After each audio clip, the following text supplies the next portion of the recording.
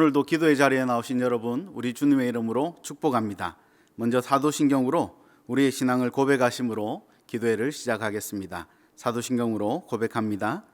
전능하사 천지를 만드신 하나님 아버지를 내가 믿사오며 그 외아들 우리 주 예수 그리스도를 믿사오니 이는 성령으로 잉태하사 동정녀 마리아에게 나시고 본디오 빌라도에게 고난을 받으사 십자가에 못 박혀 죽으시고 장사한 지 사흘 만에 죽은 자 가운데서 다시 살아나시며 하늘에 오르사 전능하신 하나님 우편에 앉아 계시다가 저리로서 산자와 죽은 자를 심판하러 오시리라. 성령을 믿사오며 거룩한 공회와 성도가 서로 교통하는 것과 죄를 사하여 주시는 것과 몸이 다시 사는 것과 영원히 사는 것을 믿사옵나이다. 아멘. 찬송가 149장으로 찬송하시겠습니다.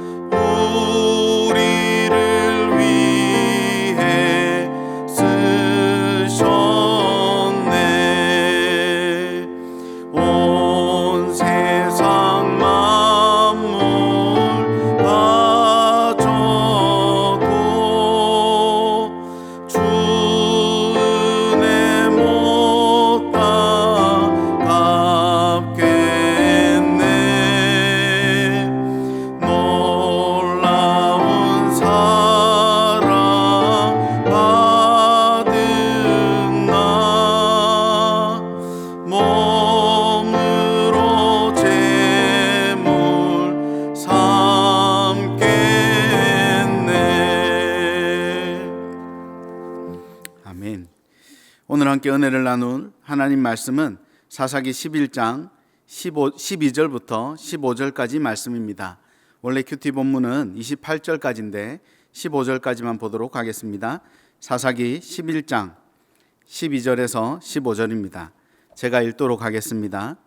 입다가 암몬 자손의 왕에게 사자들을 보내 이르되 네가 나와 무슨 상관이 있기에 내 땅을 치러 내게 왔느냐 하니 암몬 자손의 왕이 입다의 사자들에게 대답하되 이스라엘이 애굽에서 올라올 때에 아르논에서부터 야복과 요단까지 내 땅을 점령했기 때문이니 이제 그것을 평화롭게 돌려달라 하니라.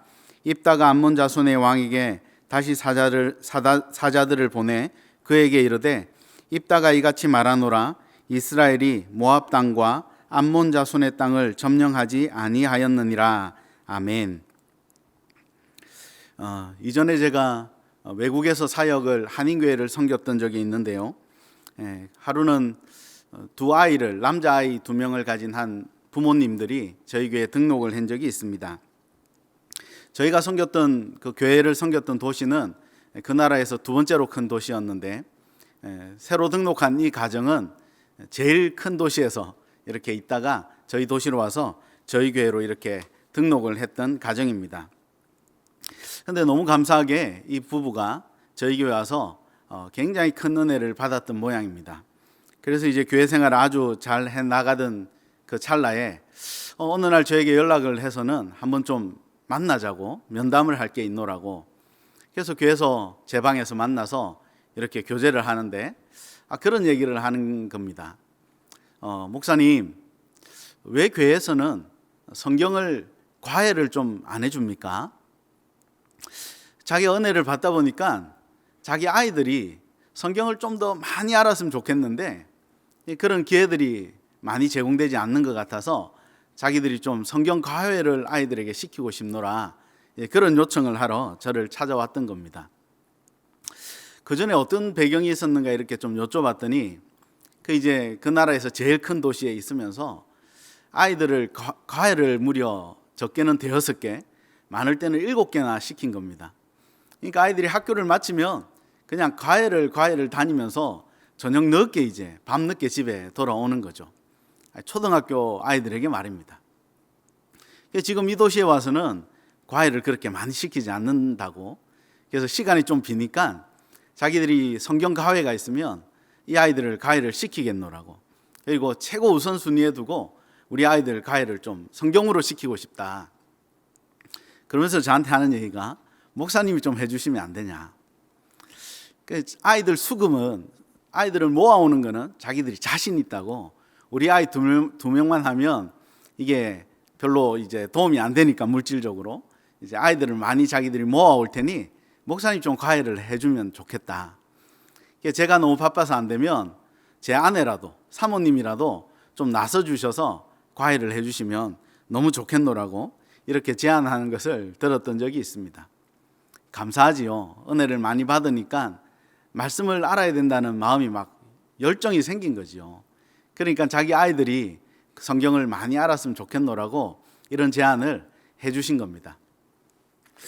제가 그 얘기를 듣고 감사하기도 하고 조금 난감하기도 하고, 그래서 교회 내 프로그램이 성경 강좌 같은 게 있기는 한데 부모님들이 먼저 이걸 들으시고, 그리고 아이들도 유년주일 학교에서 충분히 공부를 하고 있으니까 부모님들이 또 주중에는 교사가 되어주셔서 아이들을 가르쳐 달라고, 성경을 가르치라고 그렇게 권면을 하고 헤어졌던 적이 있습니다. 은혜를 누리니까 하나님을 알고 싶은 거죠. 더 깊이 하나님을 알고 싶고 거기에 대한 영적인 갈증들이 생기는 거죠. 하나님을 잘 알고 싶고 인도함을 받고 싶다면 맞습니다. 성경을 잘 알아야 하지요. 오늘 우리가 읽은 본문에도 입다라는 인물이 등장합니다. 성경을 제법 잘 알았던 것 같습니다. 오늘 입다는 이스라엘의 사사로 이스라엘을 섬기는 자가 되었지요. 그런데 암몬 자손들이, 암몬의 왕이 이제 이스라엘을 억압하기 시작합니다. 자기 나라 영토를, 이전에 너희가 뺏어갔던 영토를 돌려달라는 그런 명분을 내세워서 억압을 하지요. 오늘 본문 13절에는 이렇게 말하고 있습니다. 이스라엘이 애굽에서 올라올 때에 아르논에서부터 야복과 요단까지 내 땅을 점령했기 때문이니 이제 그것을 평화롭게 돌려달라 하니.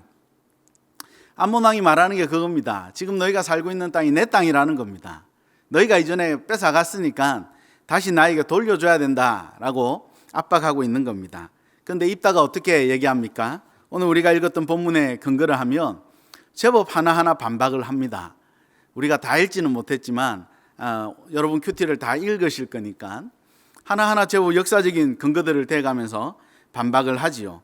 그러면서 그 땅이 너희 땅이 아니고 원래 이스라엘 땅이다 라고 암몬 왕에게 그렇게 통보를 하게 됩니다. 입다가 하나님의 말씀을, 역사를, 이스라엘의 역사를 잘 아는 것 같지만 그럼에도 불구하고 아쉬운 면이 있지요. 말씀에 대한 단편적인 지식, 그냥 표면적인 글자적인 말씀은 잘 알고 있는데 이제 내일 본문에 가면 아주 확연하게 드러납니다. 하나님과 인격적인 교제는 없었던 인물인 거죠. 하나님이 누구신지, 정말 하나님 아버지가 나에게 어떤 분이신지, 우리 가정에게, 우리 민족에게는 어떤 분이신지 하나님과 인격적인 교제는 전혀 없는, 그냥 문자적으로 표면적으로만 말씀을 알고 있는 그런 인물이라는 것을 어렵지 않게 알 수 있습니다. 사랑하는 동역자 여러분, 우리가 하나님의 자녀가 맞다면 하나님의 말씀에 능통하셔야 됩니다. 하나님의 말씀에 능통하셔야 우리가 하나님을 잘 알 수 있습니다. 하나님의 말씀에 능통하기 위해서 저는 오늘 두 가지 방법 정도를 여러분에게 제안하려고 합니다. 가장 먼저는 성경에 능통하기 위해서는 말씀을 자주 보셔야 됩니다. 자주 묵상하셔야 합니다. 여러분, 시편 1편 2절에 이렇게 등장합니다. 오직 여호와의 율법을 즐거워하여 그의 율법을 주야로 묵상하는 자로다. 여러분 어떻습니까? 시편 1편은 시편 150편을 그 150편의 서두가 되는 거죠. 출발점이 됩니다. 시편 1편 1절 처음을 잘 아시지요?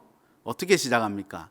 복 있는 사람은, 복 있는 사람이 어떤 사람인지를 쭉 나열하고 있는 거지요. 복 있는 사람에 대해서 나열하면서 시편 1편 2절이 뭐라고 말합니까? 오직 여호와의 율법을 즐거워하여 그의 율법을 주야로 묵상해야 된다라고 우리에게 소개하고 있습니다. 시편 1편은 누가 복된 사람이라고, 복된 인생이라고 얘기합니까? 하나님의 말씀을 주야로 묵상하는 그 사람이 복된 인생이 될 거다라고 우리에게 이야기하고 있습니다. 큐티하고 계시죠? 잘하시는 겁니다. 성경 통독하시는 분들도 제법 많은 걸로 제가 알고 있습니다. 물론 잘하시는 겁니다. 어떤 분들은 교제하다 보니까 필사를 하고 있다 그러더라고요. 어떤 분은 엄청 많이 필사를 하셨더라고요. 물론 잘하시는 겁니다. 교회 성경 강좌에 들어와 계십니까? 잘하시는 거지요. 제자반 사역반요, 더 잘하시는 거지요. 나아가 순장으로 섬기고 있다고요? 더 잘하시는 겁니다. 하나님의 말씀을 주야로 묵상하고 그 말씀을 따라 살아가기로 애써서 달려가는 인생, 그 인생이 복된 인생이지요. 성경은 우리에게 그렇게 말하고 있습니다. 두 번째는 성경에 능통하려면 성경을 우리에게 주신 하나님을 오해하시면 안 됩니다. 하나님을 오해하면 성경을 알기가 무척 어렵습니다. 여러분 어떤 대하든, 누구랑 대화를 하든, 또 어떤 사람의 책을 보든 그 상대를 오해하게 되면 어떤 일이 일어납니까? 그 사람의 저의를 의심하게 되죠. 내가 어떤 미워하는 사람이 있다고 치십시다. 그 사람이 나에게 무슨 말을 하든 어떻게 들립니까? 곧이곧대로 들리지 않습니다. 그 말은 오해가 되죠. 사람이 오해가 되니까 그 말도 자연스럽게 오해하게 되는 것입니다. 하나님을 오해하는 그 순간부터 어떤 일이 일어날까요? 하나님의 말씀이 이해되지 않습니다. 하나님을 오해하면서부터 하나님의 말씀은 해석되지 않습니다. 해석을 해도 내 마음대로 합니다. 그렇게 해가지고는 하나님의 말씀에, 성경에 능통한 인생이 되기가 어렵습니다. 여러분 창세기 3장을 예로 들어서 하나님의 말씀을 오해하게 되면 어떻게 되는지, 또 어떤 말씀을 오해하게 되는지 좀 살펴보려고 합니다. 창세기 3장은 아담과 하와가 선악과를 따먹고 나서 이제 하나님이 드디어 너희는 이제 에덴 동산에서 나가라, 이렇게 이제 명령하는 구절이 들어 있습니다. 여러분 우리가 생각할 때 아담과 하와를 에덴 동산, 하나님이 아담과 하와를 위해서 지어놓은 그 동산, 아름다운 동산에서 쫓아내시니까 우리 하나님의 마음이 어떨까라고 이렇게 예측할 수 있습니까? 많은 사람들이 화났네, 하나님 드디어 화나셨구나, 아유 화가 많이 나셨구나, 자녀들 그냥 집에서 쫓아내시는 거 보니까 진짜 화가 많이 났다, 이렇게 이제 우리가 생각하게 되는 거죠. 우리가 그러니까, 우리 부모님이 그랬으니까 우리 하나님 아버지도 그럴 거라고 생각합니다. 하나님이 화가 많이 나서 아담과 하와를 에덴 동산에서 쫓아내었다, 이렇게 생각하기 쉽습니다. 그런데 여러분 성경을 한번 차분히 보시기 바랍니다. 3장 이후로도 계속 창세기를 읽어보십시오. 그리고 아담과 하와가 선악을 알게 하는 나무의 실과를 따먹는 그 순간부터 본문을 유심히 보십시오. 하나님이 화가 났다라는 단어가 있습니까? 그런 단어는 아마 찾아보기 어려울 것입니다. 그러면 아담과 하와를 에덴 동산에서 왜 나가라고 그러셨을까요? 창세기 3장 22절과 23절에 아주 잘 소개하고 있습니다. 22절 이렇게 얘기합니다. 보라, 이 사람이 선악을 아는 일에 우리 중 하나같이 되었으니 그가 그의 손을 들어 생명나무 열매도 따먹고 영생할까 하노라. 여러분, 23절은 또 이렇게 말합니다. 여호와 하나님이 에덴 동산에서 그를 내보내어 라고 말입니다. 22절에 왜 하나님이 에덴 동산에서 이 사람들 아담과 하와를 내보내야만 하는지에 대한 이유를 설명하고 있지요. 영생하는 나무의 실과를 따먹을까 봐 라고 소개하고 있습니다. 아니, 영생하는 나무의 실과를 먹으면 안 됩니까? 예, 안 됩니다. 지금은 안 됩니다. 죄를 지은 상태이기 때문이죠. 여러분, 선악을 알게 하는 나무의 실과를 아담과 하와가 먹었죠. 먹고 나서 어떤 일이 일어났죠? 선악을 아는 일에 하나님께서 우리와 같이 되었다. 저 사람들이 아담과 하와가 다른 건 모르겠는데 선악을 아는 일에 우리와 같이 되었다는 겁니다. 이전에는 하나님께서 야 아담아 하와야 이게 악한 거야 그러면 아담과 하와가 예 알겠습니다. 그게 악한 거군요. 이렇게 받아들였다는 겁니다. 그런데 선악을 결정하는 문제에 있어서 아담과 하와가 더 이상 하나님께 종속되지 않는다는 겁니다. 선악을 결정하는 것이 누구 마음대로? 아담과 하와 마음대로 될 수 있다는 거죠.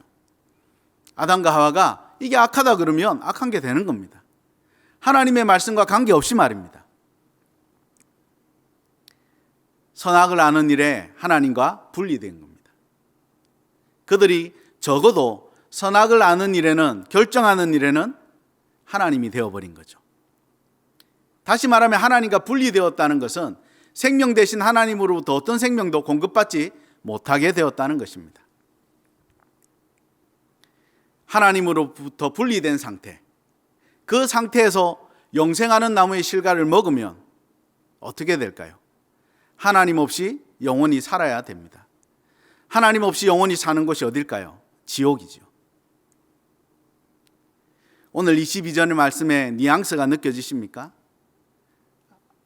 아담과 하와가 지옥을 살게 할 수는 없다는 것입니다. 이것이 하나님의 마음입니다. 이것이 화가 난 마음이 아니지요. 안타까워하는 마음입니다. 그렇게 되면 안 된다는 거죠. 생명 대신 나로부터, 하나님으로부터 분리된 상태에서 영원히 사는 지옥을 내 자녀들이 살아가게 내버려 둘 수 없다는 것입니다. 하나님의 마음이 느껴지십니까? 만약 우리가 이것을 하나님이 화가 나서 쫓아내신 거야, 그러면 그때부터 하나님에 대한 오해들이 시작되지요. 하나님의 마음이 오해가 되면 성경이 이해되지 않습니다. 그러면 구약 성경을 읽으면 무섭습니다. 무서운 하나님. 옛날 우리 아버지들처럼 말입니다. 혼쭐만 내는 하나님. 그렇지 않지요.